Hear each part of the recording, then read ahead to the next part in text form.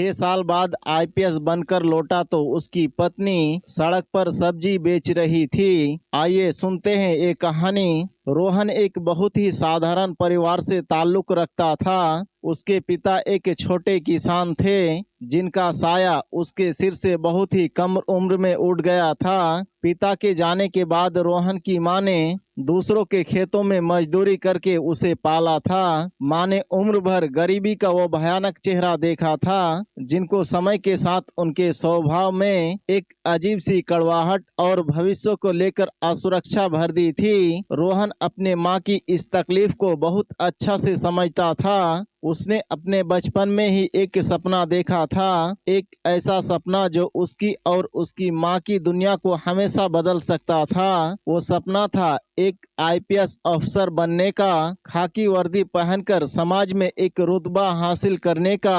रोहन की इसी कोशिश के बीच उसके जीवन में सुनीता आई। वो जानती थी उसे देने के लिए रोहन के पास ना कोई बड़ा घर है और ना ही गाड़ी है और ना ही कुछ पैसा है, लेकिन उसने रोहन की आंखों में पल रहे उस बड़े सपने से प्यार किया था। शादी के बाद सुनीता ने अपनी पूरी जिंदगी रोहन के सपने के नाम कर दी। घर के तमाम काम करती। एक बार की बात है, सर्दी की ठंडी रात थी। रात के करीब 2 बज रहे थे। पूरा मोहल्ला गहरी नींद में सोया हुआ था, लेकिन रोहन के छोटे कमरे में एक लाइट अभी भी जल रही थी। रोहन अपनी किताबों में सिर गड़ाए बैठा था। सुनीता दबे पांव कमरे में आई। उसके हाथों में एक कप गर्म चाय थी। उसने बहुत ही प्यार से रोहन से कहा, रोहन, रात के 2 बज गए हैं, अब किताबें बंद कर दीजिए। आपके आंखें बिल्कुल लाल हो रही है, थोड़ा आराम कर लीजिए। लीजिए, ये चाय पी लीजिए। रोहन ने अपनी थकी हुई आंखों से सुनीता के तरफ देखा। उसके चेहरे पर एक हल्की सी मुस्कान आ गई। उसने चाय का कप हाथ में लेते हुए कहा, बस ये आखिरी चैप्टर खत्म कर लूं सुनीता। मेरे परीक्षा में अब बहुत कम दिन बचे हैं। अगर इस बार मेरे आईपीएस में सिलेक्शन हो गया तो देखना, तुम्हारी सारी तकलीफें हमेशा के लिए दूर कर दूंगा। तुम्हें हर खुशी दूंगा जो तुम्हें मिलना चाहिए। सुनीता ने बहुत ही भावुक होकर कहा, मुझे कोई तकलीफ नहीं है रोहन, मेरी दुनिया तो आप है। आप अपने पैरों पर खड़े हो जाए, आपका सपना पूरा हो जाए। बस मेरा भी वही सपना है। मुझे कोई दौलत या महल नहीं चाहिए, मुझे सिर्फ आपका साथ चाहिए। दिन ऐसे ही बीत रहे थे। रोहन की पढ़ाई का खर्च बढ़ता जा रहा था। कोचिंग की फीस और महंगे किताबों के लिए पैसों की बहुत जरूरत थी। रोहन की मां ने अपनी सालों की बचत और कुछ गहने गिरवी रखकर 50,000 रुपयों का इंतजाम किया था। वो पैसे एक अलमारी में संभाल कर रखे थे, ताकि अगले दिन रोहन अपनी कोचिंग की फीस भर सके। लेकिन अगले दिन सुबह जब रोहन की मां ने वो अलमारी खोली तो होश उड़ गए। वो 50,000 रुपये अपने जगह पर नहीं थे। उन्होंने पूरा संदूक छान मारे, सारे कपड़े बाहर निकालकर फेंक दिए, लेकिन पैसों का कहीं कोई नामो निशान नहीं था। घर में कोहराम मच गया। रोहन की मां दहाड़े मार मार कर रोने लगी। रोहन दौड़ता हुआ कमरे में आया। उसकी मां जमीन पर बैठी रो रही थी। तभी मां की नजर दरवाजे पर खड़ी सुनीता पर पड़ी कि उन्होंने बिना कुछ सोचे समझे एक बहुत बड़ा इल्जाम लगा दिया। उन्होंने सुनीता की तरफ उंगली उठाते हुए चिल्लाते हुए कहा, मुझे सब पता है, घर में बाहर से कोई चोर नहीं आया है, इसी ने निकाले हैं पैसे। इसका भाई बेरोजगार घूम रहा है ना, उसी को जाकर दे आई होगी। मैंने तो पहले ही कहा था ये लड़की हमारे घर के लिए सही नहीं है। ये शब्द सुनकर सुनीता के आंखों से आंसू बहने लगे। उसने घबराते हुए कहा, नहीं माँ जी, मैं सच कह रही हूँ। मैंने आपके अलमारी को हाथ तक नहीं लगाया। मैं ऐसा नीच काम क्यों करूँगी? मेरे भाई गरीब जरूर है, लेकिन वो चोर नहीं है।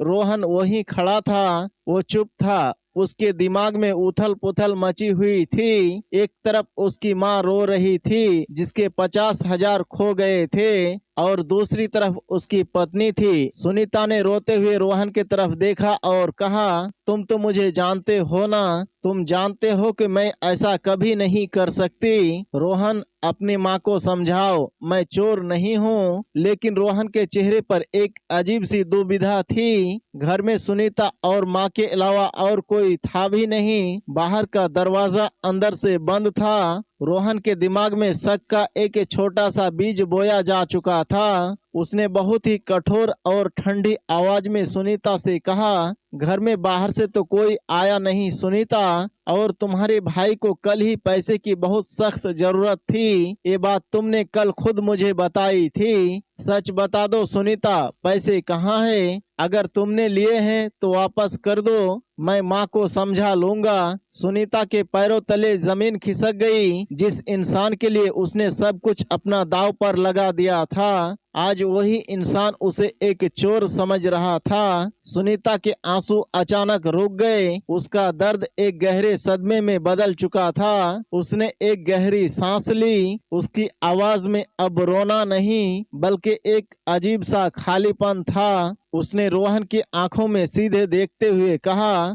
रोहन, तुम भी मुझ पर शक कर रहे हो। मैंने तुम्हारे सपनों के लिए हर खुशी दांव पर लगा दी, और तुम सोचते हो कि मैं तुम्हारे भविष्य के पैसे चुराऊंगी। जहां भरोसा ही नहीं है वहां रिश्ते कैसे बच सकता है रोहन? तुम्हारा एक खामोशी और तुम्हारा ये शक आज सब कुछ खत्म कर दिया है। मैं ये घर हमेशा के लिए छोड़कर जा रही हूँ। रोहन ने उसे रोकने की कोई कोशिश नहीं की। वो बस खामोशी से खड़ा अपनी पत्नी को बाहर जाते हुए देखता रहा। सुनीता खाली हाथ उस घर से निकल गई थी। उसके पास ना कोई पैसे थे और ना ही कोई रहने का ठिकाना, लेकिन उसके अंदर एक बहुत बड़ा स्वाभिमान था। उसने शहर के एक छोटे हिस्से में सीलन भरी एक छोटी सी कोठरी किराए पर ली। उसके पास कोई भी काम शुरू करने के लिए पूंजी नहीं थी। सिलाई मशीन खरीदने तक के पैसे नहीं थे।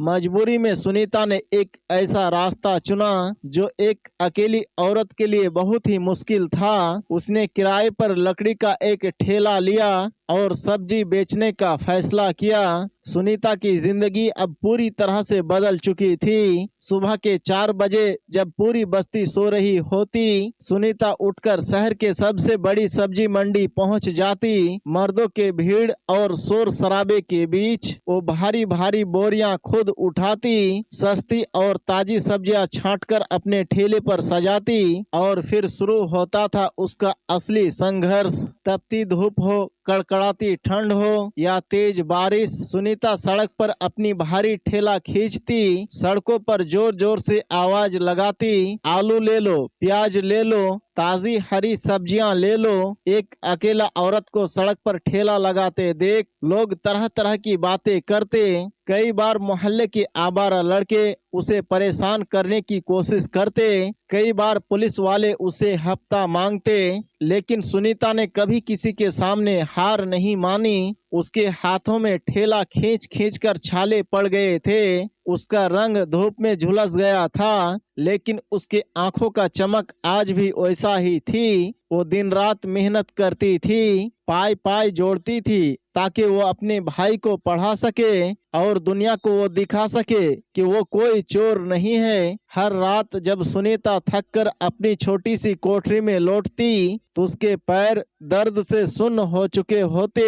वो जमीन पर लेटकर अक्सर आसमान को देखती और सोचती, क्या रोहन को उसकी कभी याद नहीं आती होगी? क्या उसे कभी सच का पता नहीं चलेगा? उधर पत्नी के घर से जाने के बाद रोहन का जीवन भी पूरी तरह से बिखर गया था। उसका मन पढ़ाई पर नहीं लग रहा था। वो लगातार 3 बार आईपीएस की परीक्षा में फेल हुआ। लोग उसे ताने मारने लगे थे कि पत्नी को घर से बाहर निकाल दिया, लेकिन रोहन की आंखों में अभी भी वो पुराना जुनून बाकी था। 6 साल के बाद आखिरकार जिंदगी का पहिया घूमा।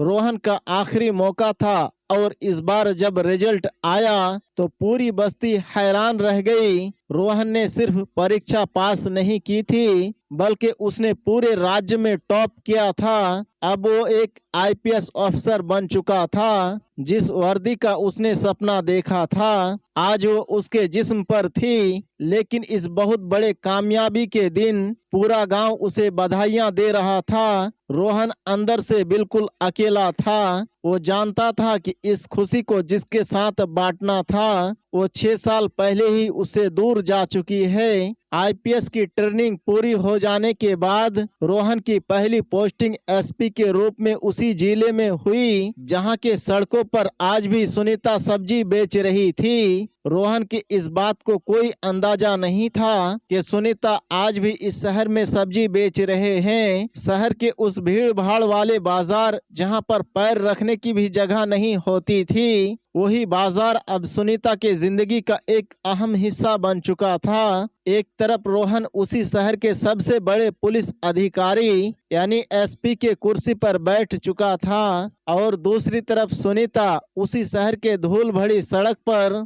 आलू प्याज बेचकर अपनी जिंदगी का गुजारा कर रही थी। वक्त ने दोनों को एक ही शहर में लाकर खड़ा किया था, लेकिन दोनों की दुनिया एक दूसरे से बिल्कुल अलग थी। रोहन ने जब शहर में एसपी का पदभार संभाला तो उसके मन में एक अजीब सी बेचैनी थी। उसके पास एक बहुत बड़ा सरकारी बंगला था, नौकर चाकर थे, सरकारी गाड़ी थी और आगे पीछे घूमने वाले पुलिस वालों की एक लंबी कतार थी। लोग उसे सलामी ठोकते थे। लेकिन रात में जब उस शानदार कमरे में अकेला होता तो उसे सुनीता की बहुत याद आती। उसे याद आता सुनीता की उस आखिरी सवाल को, तुम भी मुझ पर शक कर रहे हो। आज भी वो सवाल रोहन के कानों में गूंजता था और रात को उसे चैन से सोने नहीं देता था। सफलता का ताज उसके सिर पर जरूर था, लेकिन उसके अंदर एक बहुत ही बड़ा खालीपन था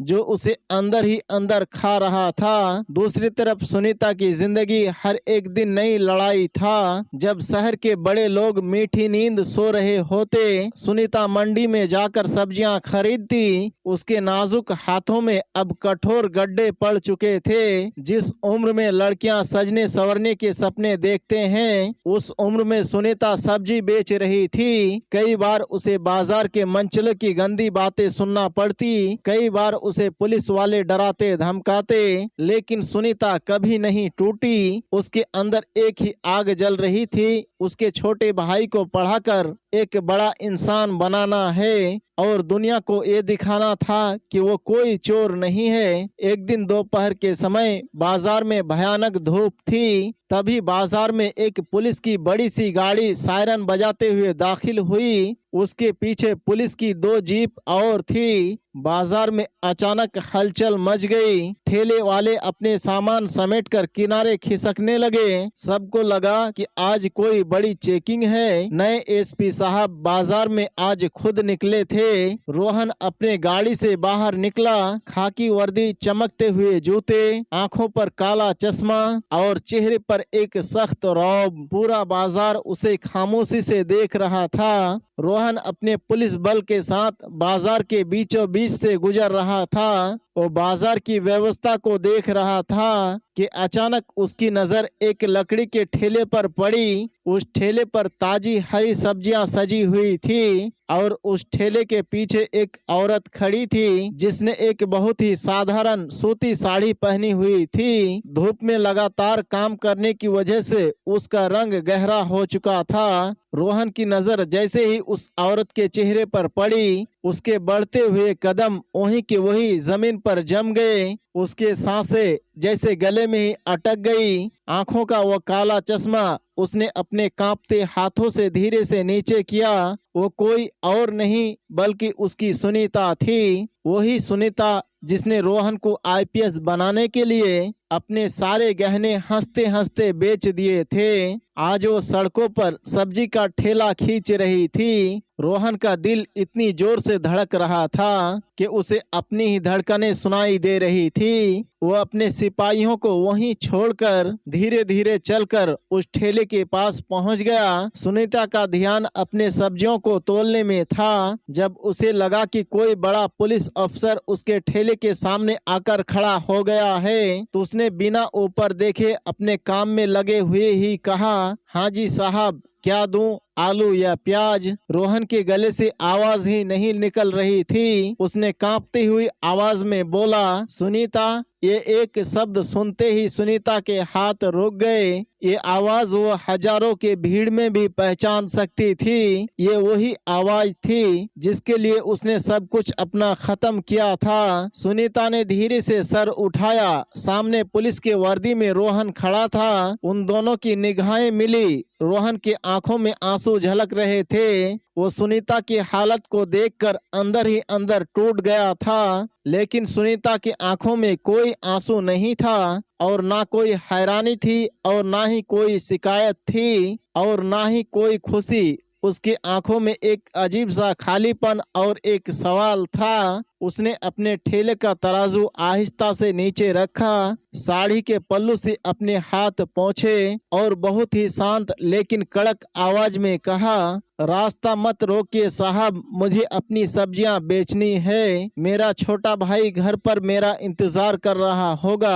रोहन ने अपनी कांपती हुई आवाज में कहा, सुनीता, ये तुम्हारी क्या हालत हो गई है? मुझे माफ कर दो सुनीता, मैंने तुम्हारे साथ बहुत बुरा किया। मैं तुम्हारे इस हालत का जिम्मेदार हूँ। सुनीता ने रोहन की आंखों में सीधे देखते हुए कहा, कौन सी माफी एसपी साहब, जो आपने 6 साल पहले नहीं मांगी थी? जब मुझ पर आपकी मां ने चोरी का झूठा इल्जाम लगाया था, तब तो आप जज बन गए थे। आपकी उस एक खामोशी ने मेरी आत्मा को मार दिया था। आज आप एक बड़े अफसर बन गए हैं, बहुत अच्छी बात है, लेकिन मेरे लिए अब आप सिर्फ एक पुलिस अफसर हैं, इससे ज्यादा कुछ नहीं। ये सब्जी का ठेला है एसपी साहब, यहाँ सिर्फ आलू प्याज बिकते हैं। बीते हुए कल की सफाई नहीं दी जाती। मेहरबानी करके आप यहाँ से चले जाइए, मुझे अपना काम करने दीजिए। रोहन के पास सुनीता की इन सवालों का कोई जवाब नहीं था।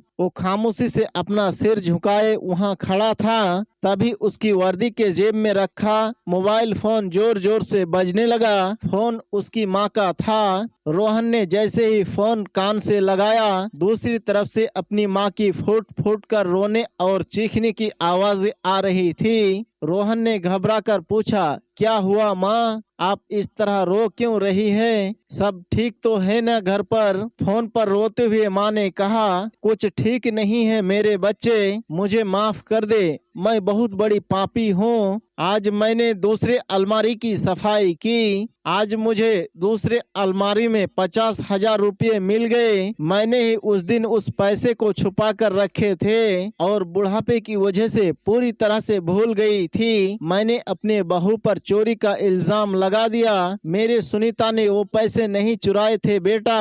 हो सके तो अपनी माँ को माफ कर देना। मेरे एक शक ने तुम दोनों की जिंदगी के 6 साल को बर्बाद कर दिए। रोहन के हाथों से फोन गिरकर जमीन पर गिर पड़ा। उसका पूरा शरीर सुन पड़ गया था, जैसे उसके दिमाग पर बहुत ही जोर से प्रहार किया हो। जिस सच को सुनीता 6 साल पहले रो रो कर कह रही थी, वो सच आज उसके सामने आ गया। रोहन ने एक बार फिर सुनीता के तरफ देखा। सुनीता अब भी उसके ठेले के सामने खड़ी थी। उसने कोई चोरी नहीं की थी और बदले में उसे सड़क पर धक्के खाने पड़े। अब रोहन को ये समझ में आ चुका था कि उसे क्या करना है। उसने इस बात की कोई परवाह नहीं की कि वो इस शहर का सबसे बड़ा पुलिस अफसर है। उसने इस बात की परवाह नहीं की कि उसके आसपास सैकड़ों लोगों का भीड़ जमा है। बाजार के लोग तमाशा देख रहे हैं। और उसके सिपाही हैरानी से उसे देख रहे हैं। रोहन सुनीता के पास गया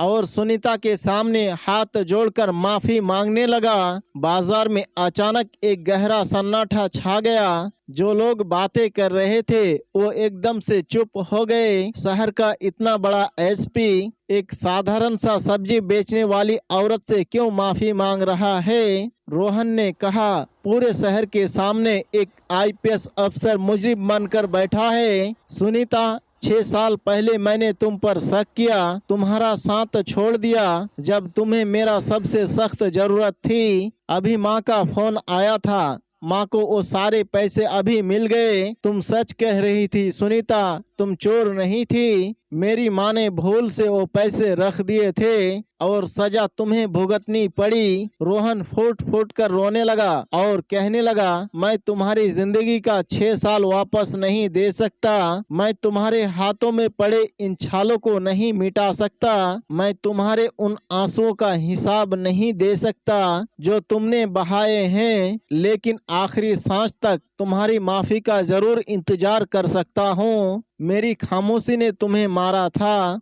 आज मेरी ये आवाज तुमसे भीख मांग रही है। मुझे माफ कर दो सुनीता। वहाँ खड़े कई लोगों की आंखों में आंसू आ गए थे। सुनीता जो अब तक मजबूत पत्थर की तरह खड़ी थी, उसका सुकून आखिरकार पिघल गया। 6 साल का रोका हुआ दर्द आंसुओं से बहने लगा। उसने कभी दौलत या रुतबा नहीं चाहा था, उसे बस अपना सम्मान और वो भरोसा वापस चाहिए था जो उस रात उससे छीन लिया गया था। आज पूरे शहर के सामने वो बेदाग साबित हुई थी। सुनीता धीरे से आगे बढ़ी। उसने अपने छालों वाले हाथों से रोहन के कंधे पर हाथ रखा। सुनीता ने रोते हुए कहा, मैंने तुमसे कभी दौलत नहीं मांगी थी रोहन, मुझे सिर्फ तुम्हारा भरोसा चाहिए था। जो तुमने और तुम्हारे माँ ने मुझ पर इल्जाम लगाए थे वो आज सारे खत्म हो गए। आज तुमने इस शहर के सामने मेरी सच्चाई और मेरी इज्जत वापस लौटा दी है। रोहन ने बिना कुछ सोचे सुनीता को अपने गले से लगा लिया। बाजार में खड़े लोगों ने तालियां बजानी शुरू कर दी। तो दोस्तों, ये कहानी आपको कैसी लगी और इस वीडियो के बारे में आपका क्या राय है, कमेंट बॉक्स में जाकर जरूर कमेंट करें। मिलते हैं एक नए वीडियो के साथ,